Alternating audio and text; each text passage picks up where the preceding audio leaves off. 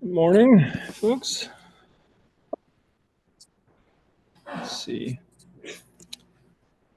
I'd like to, so for today we're doing device identity provisioning and a proposal for a new SPDM vendor-defined command from Fabrizio. I think we'll start with the device identity provisioning, just cover some changes which happened since we last spoke about it, and then we can move on to other topics. So let's see.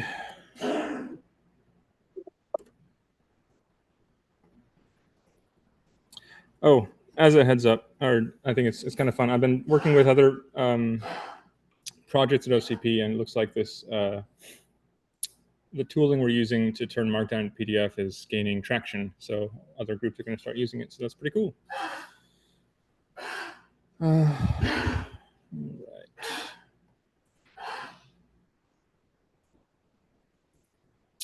So last time we talked about this, we were talking about this command here, which gives you a CSR that is signed with its own nonce signature,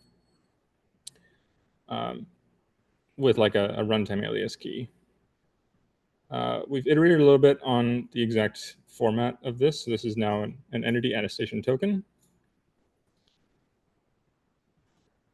It can also be a non-self-signed CSR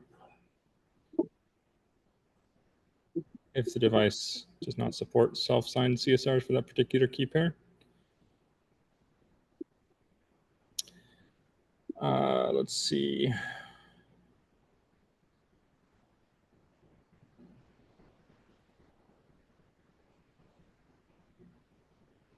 Hold on. Yes.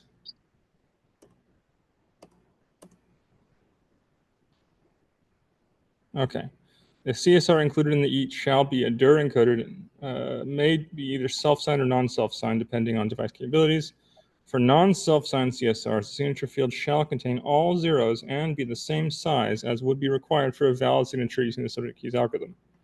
So we're trying to provide a very well-defined format for what a non-self-signed CSR would look like.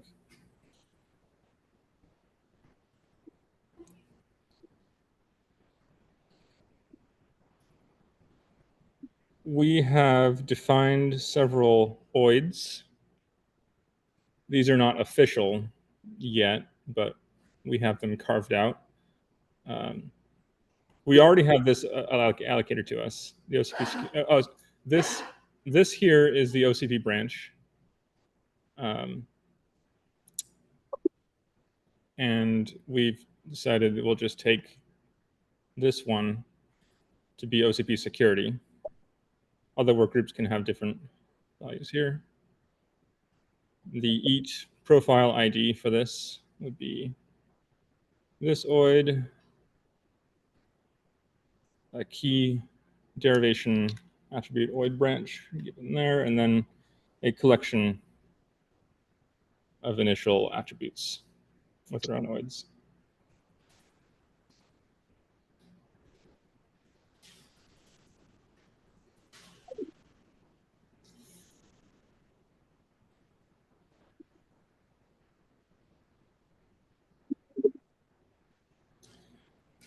Is there any aspects of this command or the OIDs that anyone would like to comment on, or I could scroll back to look at certain aspects I might have glanced over?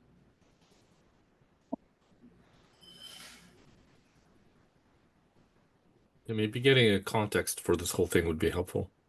Oh, sure. Yeah. So we've been so this device identity provisioning is like how. Sorry, let me. Okay. So yeah, we've been. So this has been a thing we've kicked around the work group for a little bit. Last few weeks. So this is a device's dice chain, and there are a number of different endorsements you might want to attach to the various keys in the dice chain for different reasons. The vendor will be attaching it here because they endorse the IDEV ID. The operator might want to go one step down and endorse this one. the tenant might want to endorse that one. So we got to define a way to make this work. And does that kind of top level make sense? Well, yes, I'll answer since I asked for the context. I guess maybe what I meant was more focused on the CSR itself. So, for instance, it's not immediately obvious that there's either an unsigned CSR or self-signed CSR, right? Like why are CSRs even a thing in this? No, the CSRs are a thing here because we need to attach an anchor for a new PKI hierarchy. That makes sense. But I guess broadly, my question is really about the enrollment policy that the CSR is supposed to satisfy. Like, what kind of things could there be? The enrollment policy. Well, the CSR is accepted only if enrollment policy or CA is satisfied, right? Right. Even if it's trivial enrollment policy, such as I sign everything that comes my way to I refuse only under certain, complicated circumstances. I see. So that I'm gonna take a note down.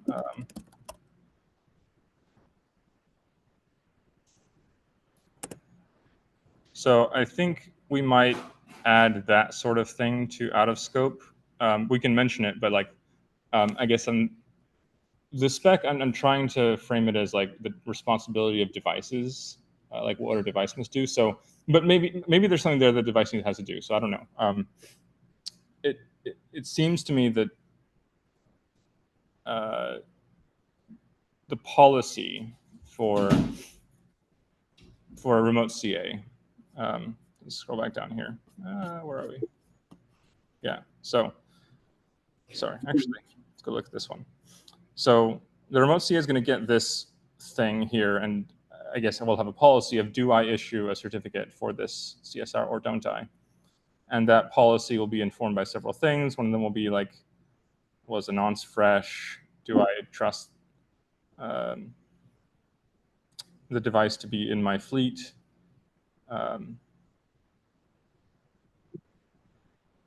So is your question from the perspective of I need these signals to be inside the CSR so that the CA can make the correct decision, or is it more the CA just needs to be aware of the larger context of what's happening so it knows which CSRs to accept and which not to? Right. So the way I view this is some of this policy decision is going to be outside the scope, right? So the CSR will not convey, um, or at least I didn't assume that it would convey something like, does it belong to my fleet? Right. Mm-hmm. If you know that, you in essence kind of trust it already. Mm-hmm. And this signing of a CSR is kind of a trust establishment.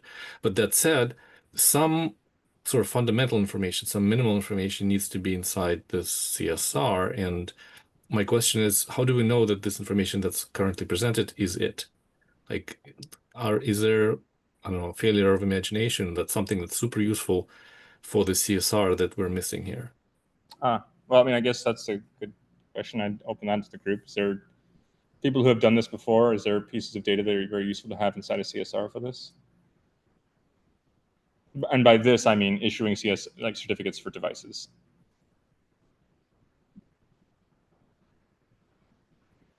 Well, I think you could always add more over on the CA, right? Like For the the certificate, CSR doesn't need to be the complete certificate. right? It's enough Yeah. information to generate a certificate with that key. Mm-hmm. Like just to make it very like pointed, I guess. Ignore the fact that CAs typically need CSRs to be self-signed and to be formed in a certain way. Like that's legacy stuff. Like, what if this was just a public key? Like, is that enough? Like, what else would be needed? Right. I don't think the self-signed is a legacy thing only. I mean, it is a proof of possession, is it not? It is, but I don't think proof of possession is very load-bearing in this scenario because it's already signed by the envelope. Like, for And also example, without a nonce, you don't really have a proof of possession, Dennis. Like someone could have put the self-signed CSR long ago in memory and you can just replay to anyone else. Right. Yes, I no, understand. you could have completed the authentication by challenging the private key position, by validating the certificate chain up until the LDAV ID, right?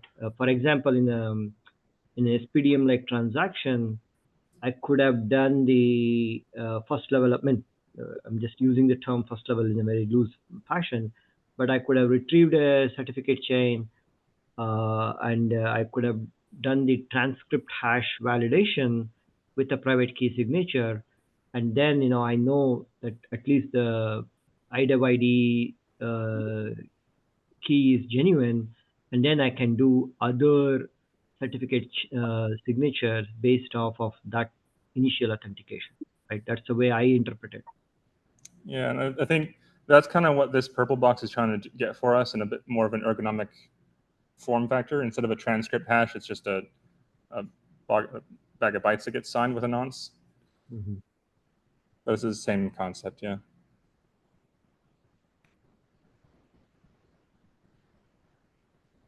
Okay, so it doesn't sound like there's anything obviously missing and people kind of generally happy with what's in the CSR. Am I reading it right? That's what I'm hearing. CSR can be pretty bare bones, I guess. All right, thanks. Yeah, thank you.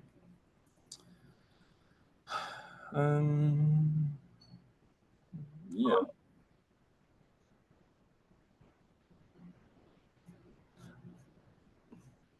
Oh, and then also one change which makes this a bit more extensible is like this is not a single OID, it's like a list. Here's all the derivation inputs which matter to this key. So like for this one, it's just a list of one, your field entropy. For this one, it'd be also including your owner key and your FMC code.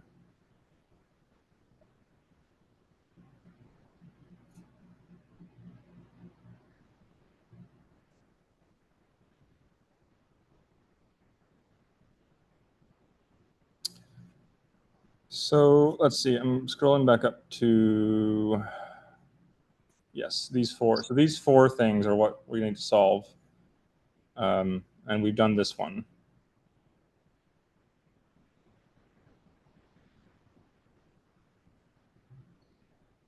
Discover the set of identity key pairs. Like, hey, which key pairs do you support out of the box? Like, do you have an LDAV ID at all?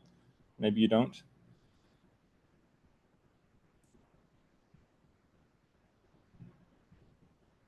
And then this will be based on set cert. I think we don't need a vendor-defined command for any of these. We just need to fill in a few gaps at SPDM left. The key pair types you can learn by the associated OIDs defined by the DMTF, right? Well, the OIDs that we're talking about here, as far as like which key pair like derivation inputs, those DMTF does not know about. This spec defined them. Oh, So, okay. So actually, I think what we might just need is like list all the key pairs you support and then allow you to get CSRs for any of them. And that will tell you which OIDs there are. Are OIDs maintained somewhere? Like is there a list? Yes, we have. What body maintains them? Is it? We have this GitHub. Yeah, we have an OID registry now, which I maintain. I asked OCP leadership to set this up a few months back. That's cool. So as soon as we finalize the spec we were just looking at, this list will be extended with all the new OIDs that we defined. Mhm.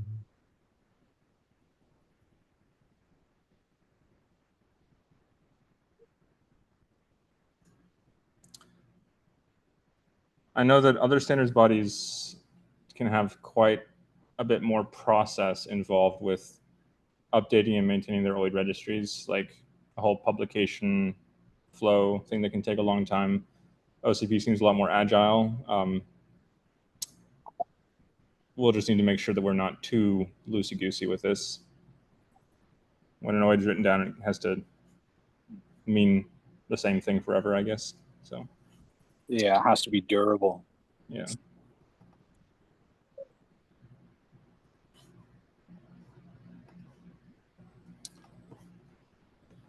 And Jeff, my understanding is these are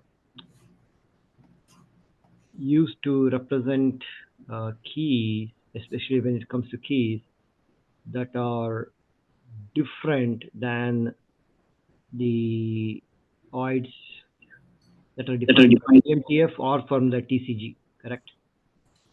This, yeah, like what we're not like.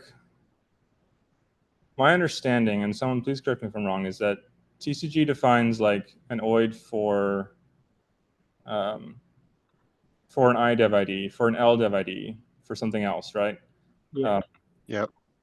And that's useful. It's not quite, I think, what the customers need out of this solution, because like when I'm issuing one of these certificates, I think I care less about like which key in the hierarchy this is, and more what is the lifespan of the cert I'm about to issue. Okay. Like I issue a cert for this key means it lasts as long as the field entropy stays the same, but everything else, if everything else changes, this thing stays the same. Whereas this one, I might want to pick this one to make sure that if my owner ID changes, then this also goes away. Like not every device will have an owner key that gets mixed into this layer.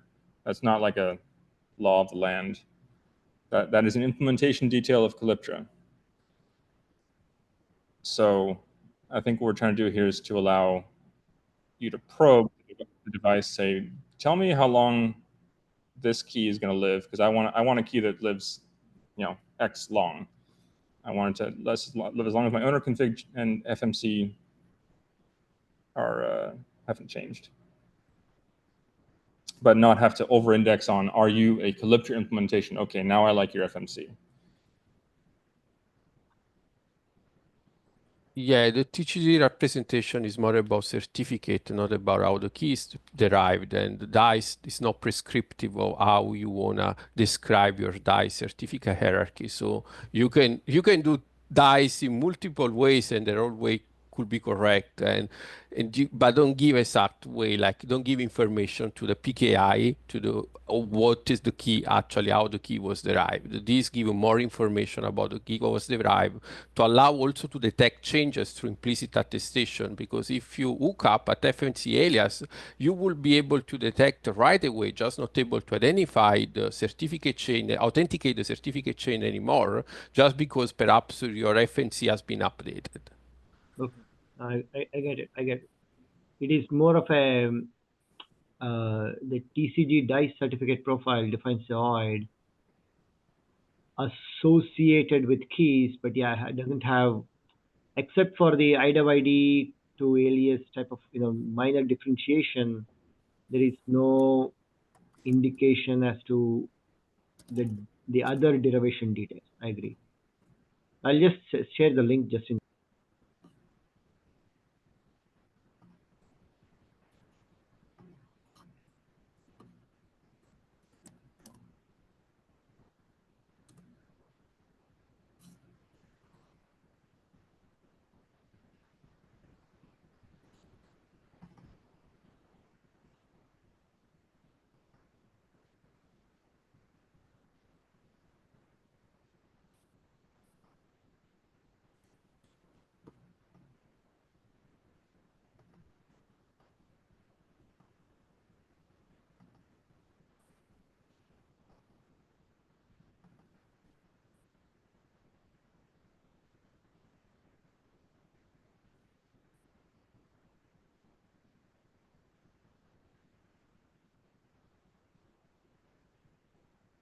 So some of those OID describe on the other side the description, the usage of the key more than actual how the key was made. Like the attestation OID described that the use can be used for attestation.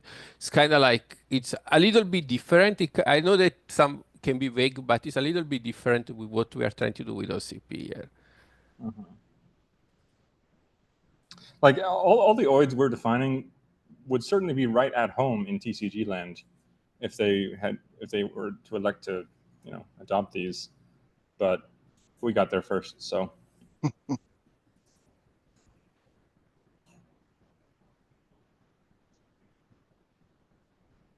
I mean, I think part of the nice thing here is that I expect, if we go back to this one, where are they? Yeah, I think I didn't want this to be a table. I expect that this list of attributes is certainly not complete. There'll be people in this community that are manufacturing devices whose dice keys don't exactly conform to this list, and we can extend this to capture more kinds of things which get mixed into dice keys.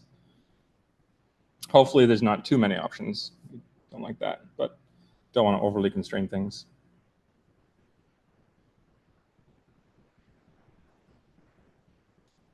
No, this makes sense to me. So the next things we want to do. I want to ask a question on the certificate diagram you have, where you have the different certificates for the different keys. Yeah, any one of those. So would it make sense? I don't know if that question would make sense, but if you want to make sure that, because these certificates are coming from different PKIs, would it make sense to have a field in the CSR that indicates like a chip ID or something, just to make sure that these certificates are actually coming from within the same chip? Because if the PKI just issues the certificate for the public key, and there's no other information, then basically these are, the certificates are not related in any way. So I don't know if there's a way for us to issue a certificate, a CSR with a like chip unique ID, for example, that's burned in diffuses, that this way all the certificates are actually, so when the certificate is unparsed on the device, right, it will compare to what's in fuses, and it knows that this certificate is actually for that chip. Yeah, that makes sense. I'm going to go down to this diagram. So you're asking, like, so this CSR, if it could include like a chip ID. Exactly. So this way you can have that commonality across the various certificates rather than just a public key, which makes all these certificates like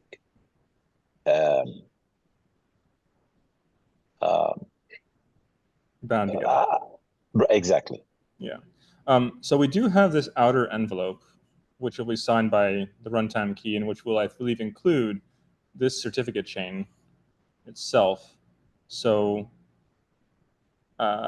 there should, I want to pressure test this, of course, but there should be enough information in the signed envelope to correlate these two CSRs came from the same device because they're signed by the same certificate chain and the same IDEV ID certificate.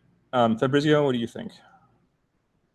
Yeah, I think there should be enough, Jeff. Like personally, I think since the certificate chain will be anyway included as part of the protected area of the ETH token, so it will be, yeah, you can add anywhere you want, and you put like another claim inside the ETH for the identifier, but the certificate itself, in my opinion, the certificate chain itself should be already being enough prescriptive to tell where the ETH comes from.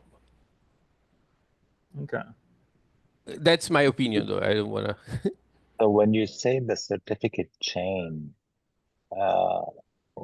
what do you mean? Like, I mean, the certificate chain is actually every certificate authority will have its own certificate chain. So what do you mean by certificate chain? So this heat doesn't come by itself. This heat is signed by a key, by an attestation key as is shown in the picture. And this key is itself endorsed by an IDEV ID, so by a unique identifier for the part. So the moment to authenticate this heat token, you need to have a full certificate chain anchored in a trust anchor that your PKI can trust. It's not just consume. I assume it's not going to just consume the seed token if it doesn't authenticate the signature. Correct. So but the root certificate would be different for each PKI, right?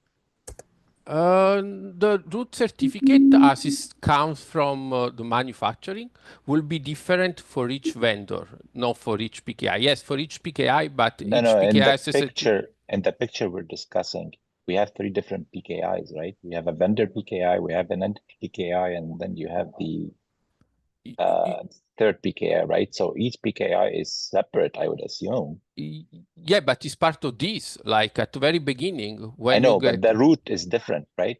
The root is different. but I mean, you can have. Go ahead. Sorry. No, I was saying like the root certificate is different for each PKI. So I mean, it could be different. It doesn't necessarily have to. Actually, so that's a good point, I think, and we would because the root is the thing that starts everything, right? I mean, the root is the one that signs the intermediate if it's there, and then the intermediate would sign the leaf certificate. So the root public key or private key is different for each PKI. Yeah, but I think it would depend on which PKI you want to trust, right, for a given flow. So initially, they're only going to be a vendor PKI endorsing IDEV ID, right? So to get first CSR, you have to trust vendor, right? Once let's say, the CSP endorse additional certificate, right?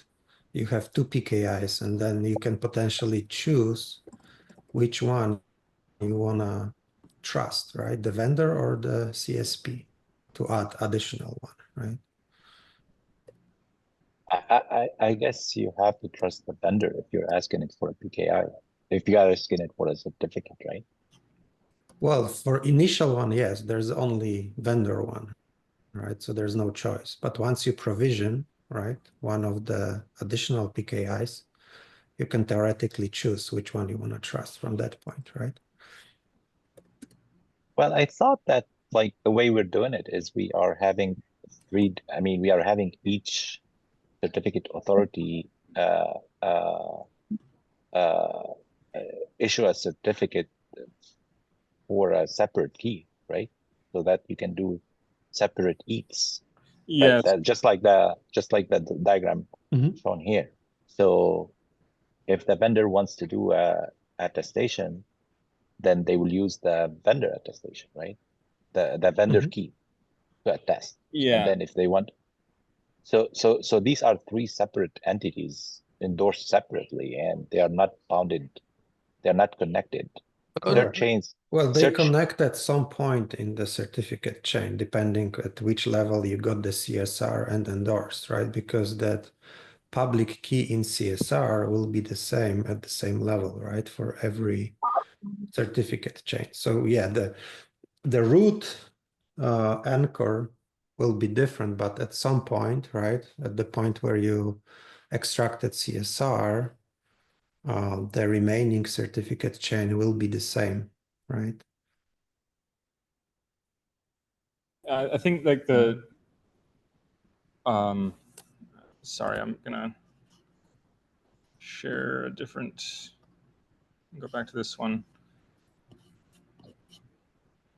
So this is the end state. Once the device has been provisioned with these certificates, it looks like this, and I can then ask the device to please give me an attestation with respect to this cert versus give me a different attestation with respect to that cert versus the other one, and so these are different. But what the process of doing this here, we don't necessarily need to, we might, but we don't need to differentiate based on whose PKI owner is in force at the moment.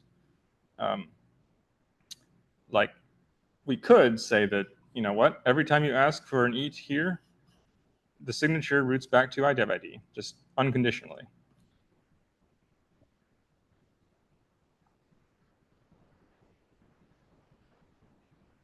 Yeah, I think the design provides enough flexibility that you can get. You can always, like, if you want to, you just need to use, like, because it's not forced. Like, it's not that you need for sure, once it's provisioning, you need to always use the tenant PKI. You can always use the vendor PKI.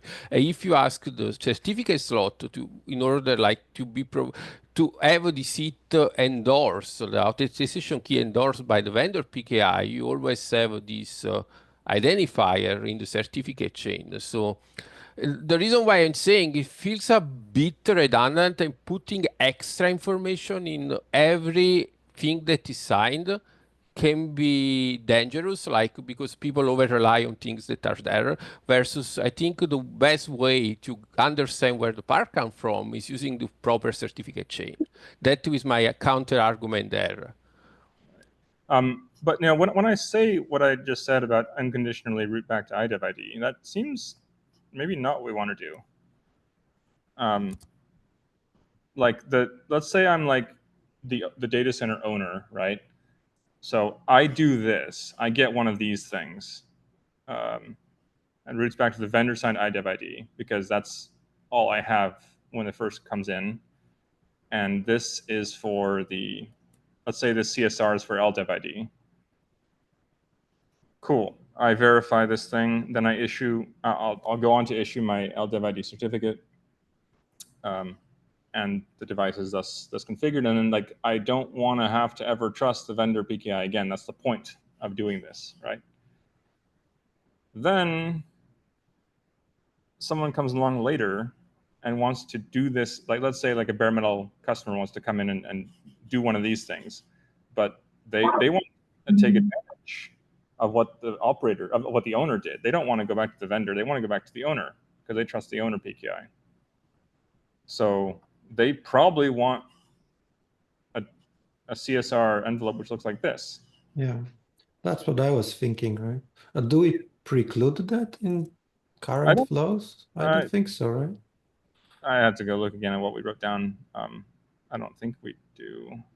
But this is, I think, the point of, like, once you've lopped off the vendor signed IDEV ID cert, then you're really relying on the owner signed LDEV ID cert to have, like, device identity stuff, right? Yeah.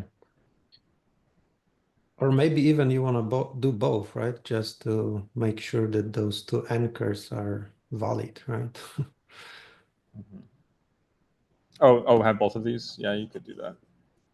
Also, I assume, put as an assumption, Jeff, that the owner signed, like the LDEV ID path will have an intermediate certificate which will help understanding which part you are talking about. If you are talking about going to an Intel device, going to a Micron device or whatever, like you have you're already put a good hierarchy as a data center owner, put a good hierarchy in the certificate chain to be able to discern which device, category of device you're going to endorse. Yeah, actually, that could be another way of doing it, to have the intermediate certificate. I was looking at it from directly from the root to the leaf. But if you put an intermediate there, then that could make a difference.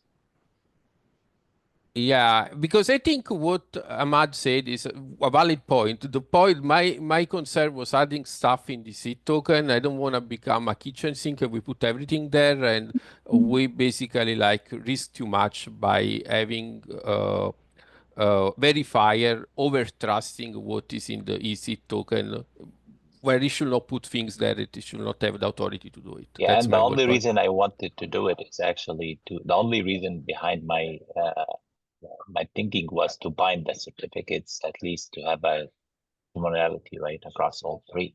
But then if you have an intermediate certificate, that could be one way to at least,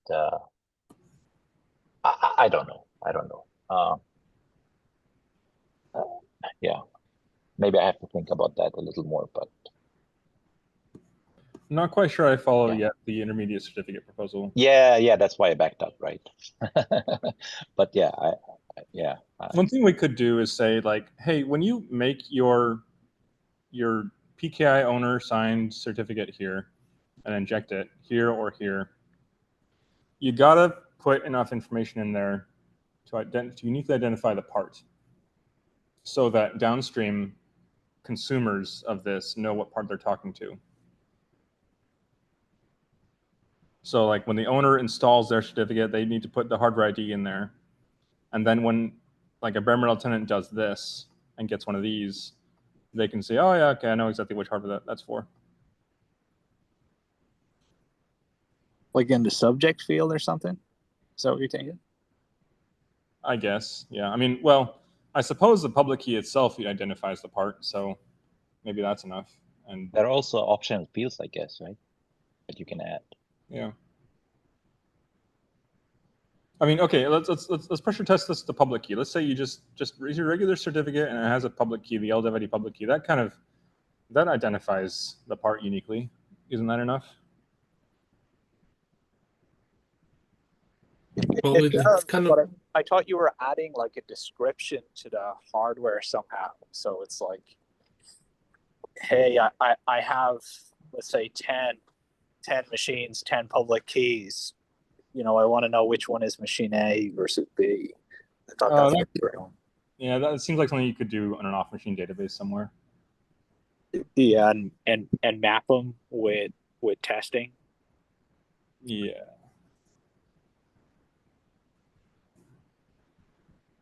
So do we need to do anything here, or can we just say the public key identifies it and make your policy key off that? Yeah, I think I'm fine with that. Yeah, I'm fine with that too. Yeah. Great. Okay. Was there any situation where you might have a owner provided key endorsing an owner provided key, and so nothing was tied to the hardware? An owner provided key endorsing an owner provided key, as in like you were further down the chain. Like there isn't an OID. One of the provided OIDs, I think, was like owner provided and like past LDEV ID. Oh yeah, that's FMC alias. Yeah. But wasn't there even one beyond FMC alias? Like there was just like what like the OID at the bottom of the list was just like we provided you a. Oh, let me just quickly look at it. It takes me a bit to change. No, it's just derived from owner provision key. That's the only OID we defined for that. Okay, so like if you randomly provision a key to a device, like the device itself intrinsically doesn't track to that key, maybe. I think this OID needs to be a bit more well defined. Like, what does an owner provision key even mean? Like in Calyptra, it has a very specific meaning, and we should be clear about what that means. Yeah. I'd like to raise a quick point here. So it sounds like there's a consensus around using the public key as the only identity for a newly issued certificate, right? Mm-hmm. I see at least a couple of issues with that. So first of all, it's sort of devoid of meaning, and I think that was the also previous comment kind of touching on, right? So we can't really derive any useful information from there, which some issuers might want to. That's point number one. Point number two is if the same key pair is used in different PKI domains, that means the ID of that entity is the same, which may have privacy implications, and people might not like that. Okay. I'm gonna exactly. That's a good point too. Let's see, August 12th.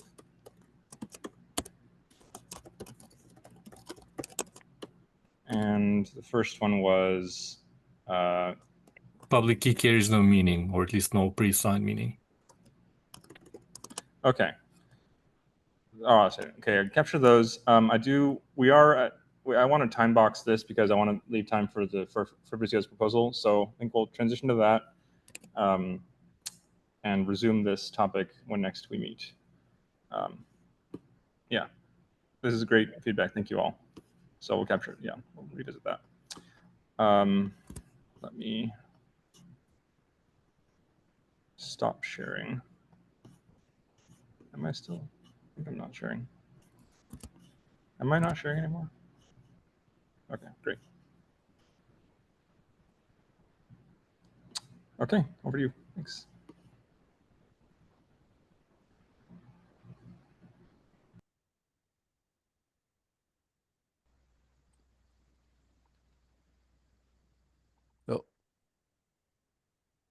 Can everyone see my screen or not?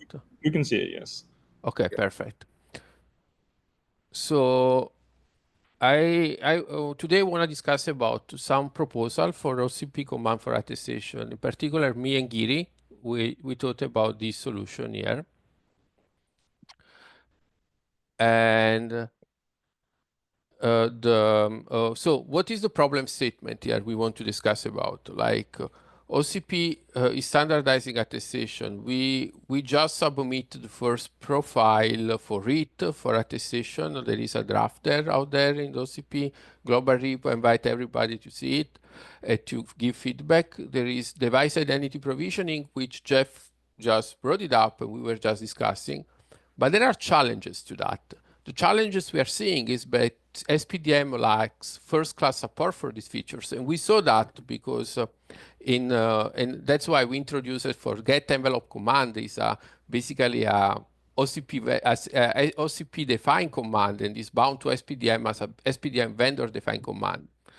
We saw another key challenges is that TSMs like for confidential computing are not yet or are not adopting SPDM for CPU attestation.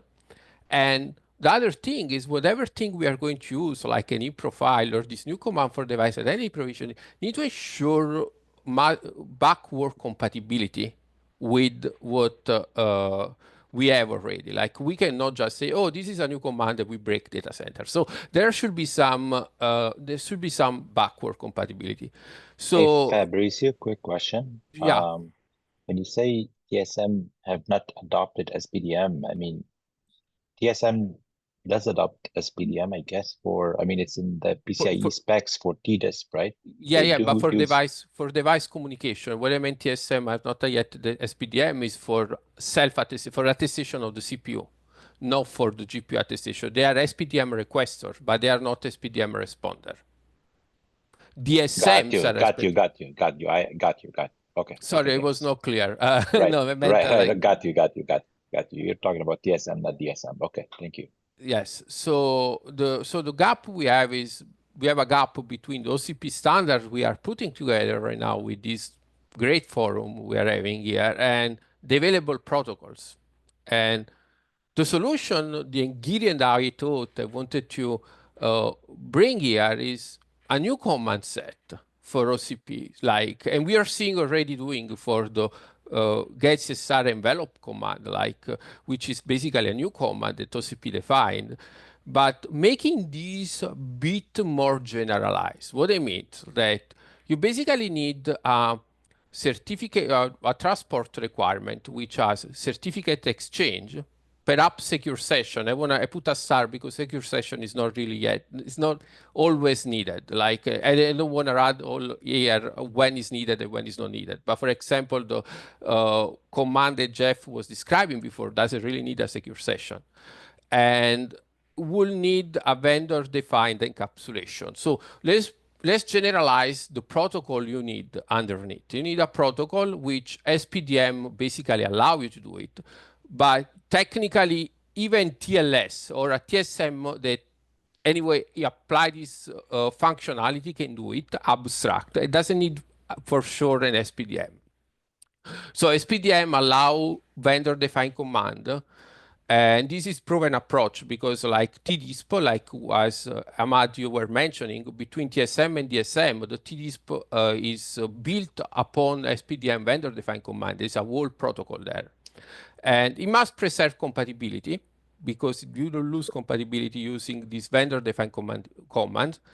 And you have, but that will allow, if you start abstracting this picture of SPDM just as a transport layer for sending those commands, then you can have you can basically bring this to a TSM integration. It means that TSMs, like we say, like confidential computing engine for security engine, could technically potentially implement the same functionality, even though they are not yet supporting SPDM, like SPDM responder. So if as long as you have a mechanism to do certificate exchange and signing and doing that, you can basically abstract this. So the outcome, like I say, will be one command set and multiple transport. And before jumping to question, I want to show an example. Like I would like to introduce in particular this command for OCP called a get it. Like we mentioned, there is already a draft for an it profile for OCP we are working on, and this draft allowed to have how we define an attestation token for OCP. They should be generalized enough to comprehend multiple vendor needs. And we can discuss another time about how this it profile works, but there is already a draft ready in the OCP GitHub. And the point is that you can retrieve this it either using GAN measurements right now with the classic SPDM GAN measurement, or what we can do, we can generalize an OCP command using getIt. So the getIt, like you can see in the picture, can be used, yes, traditionally over SPDM, but you can use it also between a local verifier and a TSM, or technically even over TLS by remote verifier and a local verifier that goes there. So my point is that if we start including augmenting attestation feature in OCP, we don't really want to marry a specific binding, but we can generalize and create a command set similar to what TDS does. And yes, we can definitely, since SPDM is the most adopted transport protocol, we can definitely, OCP can definitely, document the transport binding for SPDM, but then doesn't mean that you must use SPDM under the hood. Your attestation semantic will be irrespective of the transport. It will not change. So that's what I wanted to show. I wanted to get feedback if you guys have any on this topic. So with this get eat command, you don't need the session transcript? No. Right. I see. Yeah, and seems good. And the good thing, Brian, is that if you need still to have backward compatibility with all the SPDM commands with GAN measurement, you can still have it. So you will allow transition. You say, if I want to eat, I will explicitly ask for it. If I want to use my old set of SPDM commands, as it was done before, I can use this GET measurement. So it would allow a smooth transition at the same time. Yeah, this seems great. Thank you.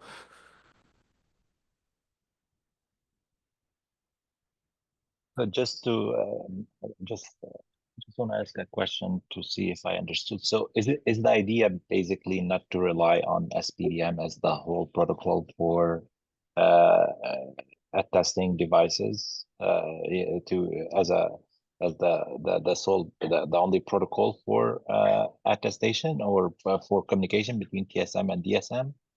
Yes or not, yes in a way, because we say, when you say between TSM and DSM, yes, we are not planning to say we want to keep using SPDM, but we want to try to get a layer above SPDM to define those commands so that a tester that right now still exists that don't know SPDM could still get advantage of what we are doing at OCP.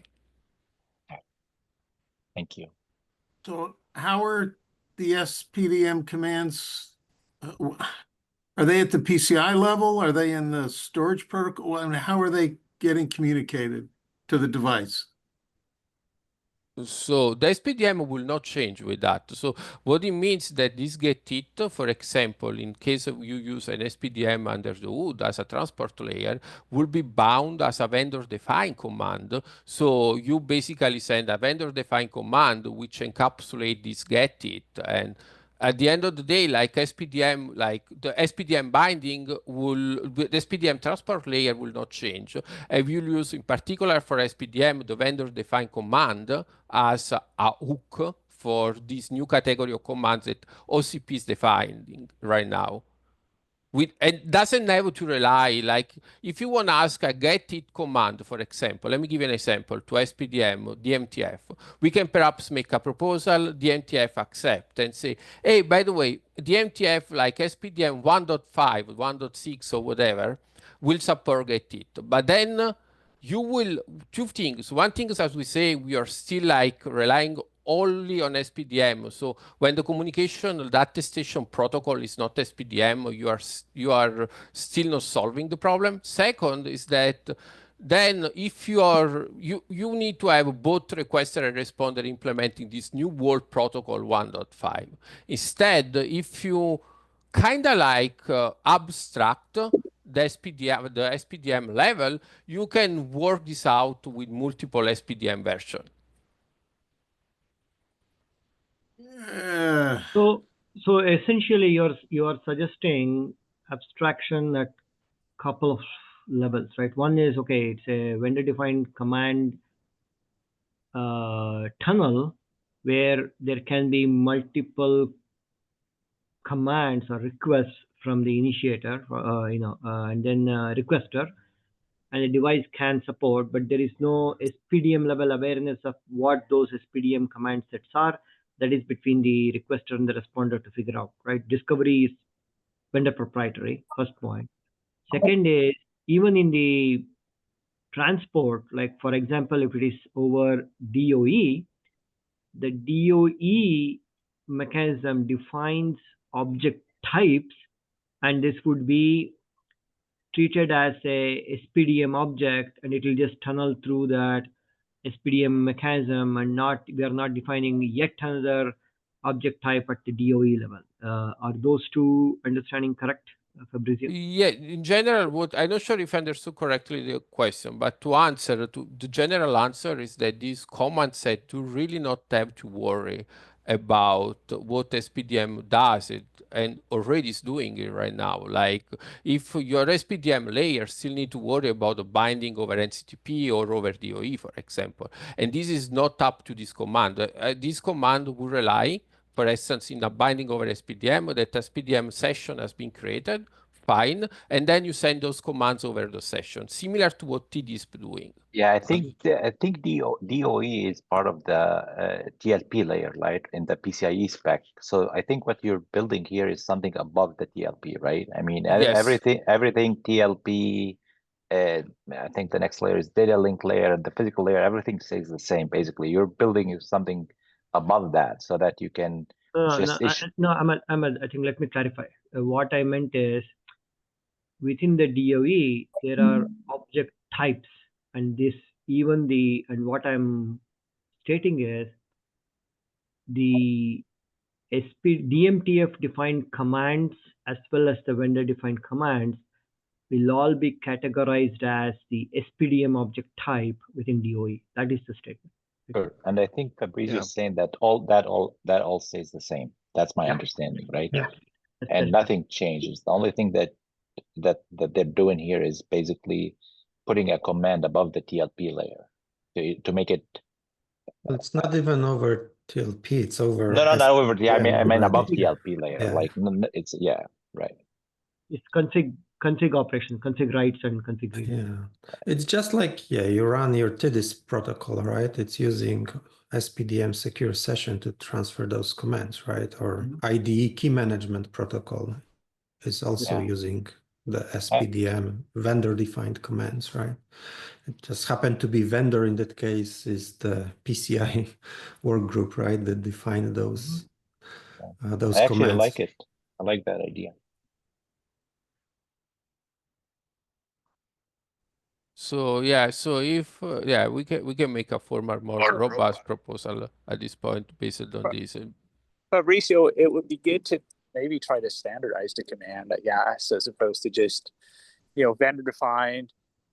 I guess we could put it in OCP first, and then maybe look to standardize it later. But a question on it. So when I do a gap measurements, I get an ETH. I get the ETH anyway, but wrapped with a whole pile of other stuff I don't need, and signed with a key that is kind of irrelevant to it. So is this like a shortcut where I just do a get ETH and I get like a quote like I want from the protocol?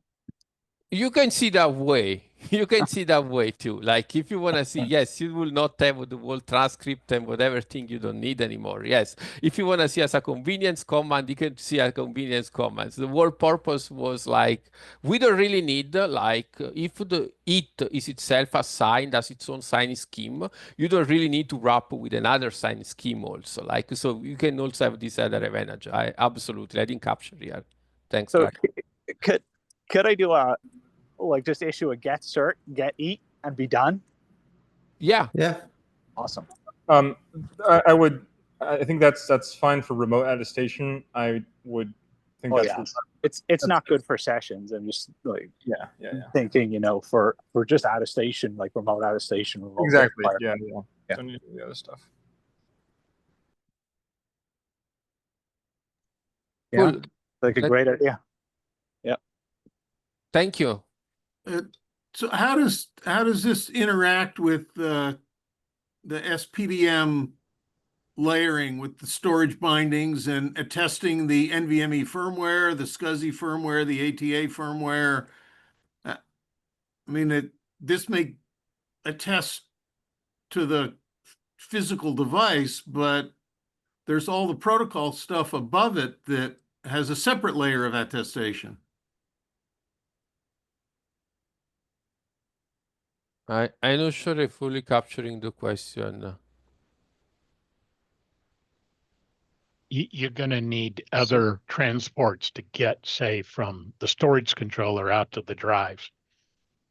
So those all have been defined in DMTF in their SPDM group. They have all those. Yeah, and this would run over the storage transport. Because this is really just another SPDM command. Yeah. Right, but because it's just it's an SPDM vendor defined.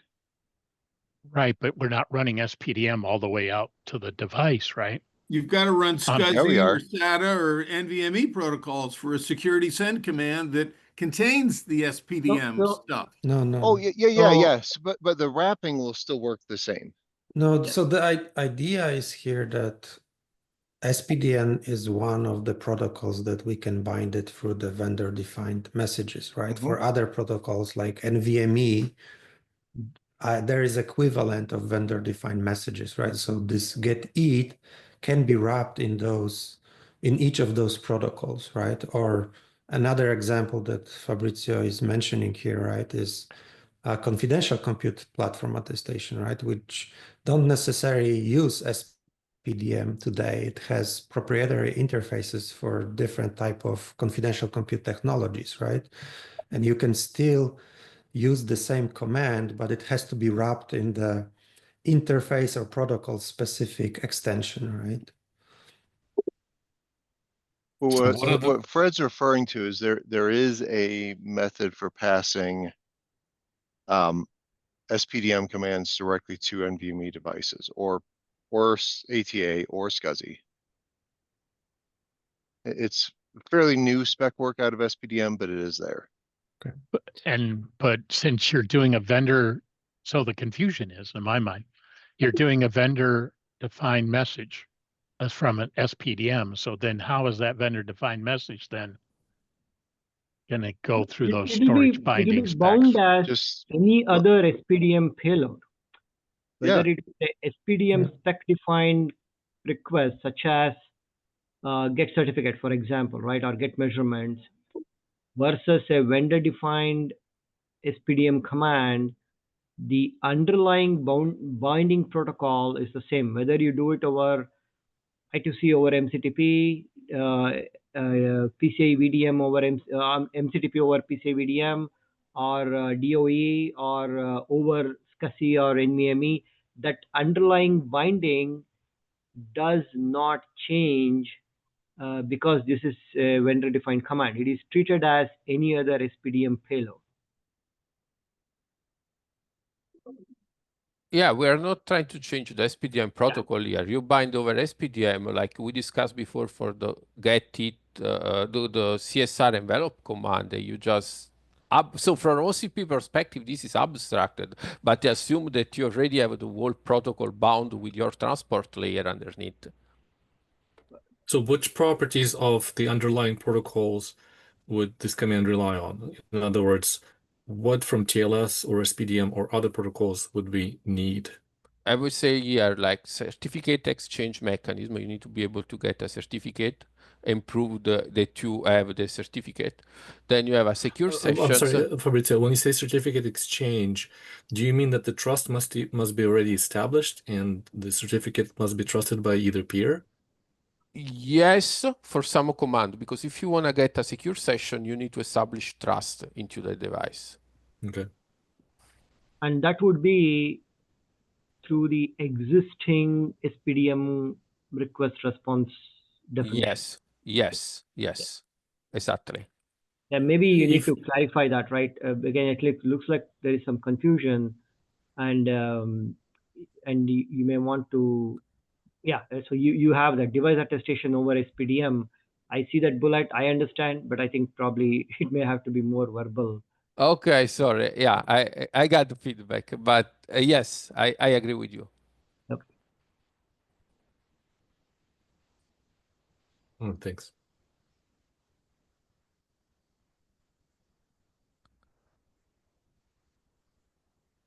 That's what I had.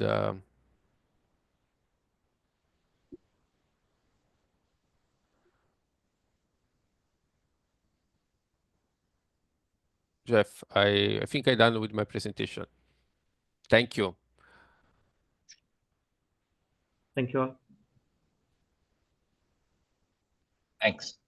All right.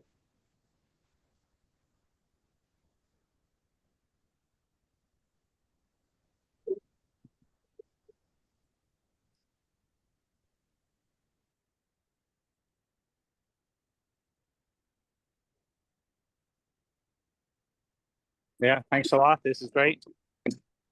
Thank you. Absolutely. Thanks so much.